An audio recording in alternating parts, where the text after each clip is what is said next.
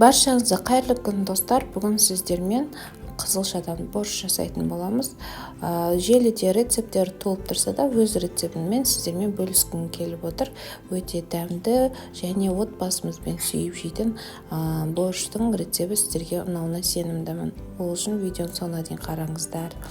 Ең алдымен 2 литр суға 2 тауықтың аяғын салып қайнатып аламыз. Қайнағаннан соң кішкене көбіктерін осылай сүзіп аламыз.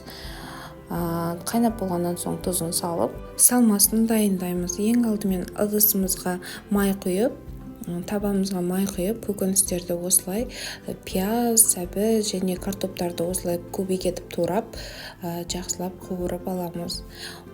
Қызылшамызды да теркадан өткізіп, осылай майдалап турап аламыз. Яғни сырой, шикі қызылша, турап алған қызылшамызды осылай қуыру барысында салып, бірге қуырамыз. Жақсылап араластырып аламыз.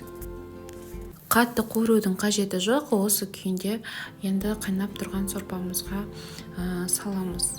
Яғни поджаркамызды осылай заправкамызды саламыз. Осы уақытта егер де сізде етіңіз жылқы еті немесе басқа ет болатын болса, ол жақсылап ұзақ 2 сағат қайнағаннан соң барып салу қажет. Егер тауық еті болатын болса, осылай бір рет қайнағаннан соң осылай жарты сағат қайнатып, сосын саламыз. 1 сағат баяу отта қайнатамыз. Осы уақытта лавр жапырағымен салып, иісін өте тамаша қылады. Осы ары қарай бетін жауып қайнатамыз.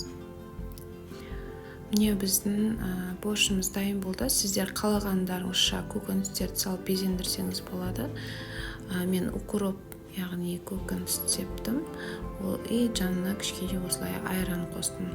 Егер қалаларыңызша айран қоспайық, дастарханға тартсаңыздар болады. Егер сіздерге рецепт ұнап жатса, лайк басып, тіркеліп алуларыңызды сұраймын. Отбасымызбен өте жақсы көреміз борщ тағамын. Тауық етімен өте жеңіл, сондай дәмді болып шығады. Сіздер де міндетті түрде жасап көріңіздер. Ұнайтынына сенімдімін. Сіздермен болған мен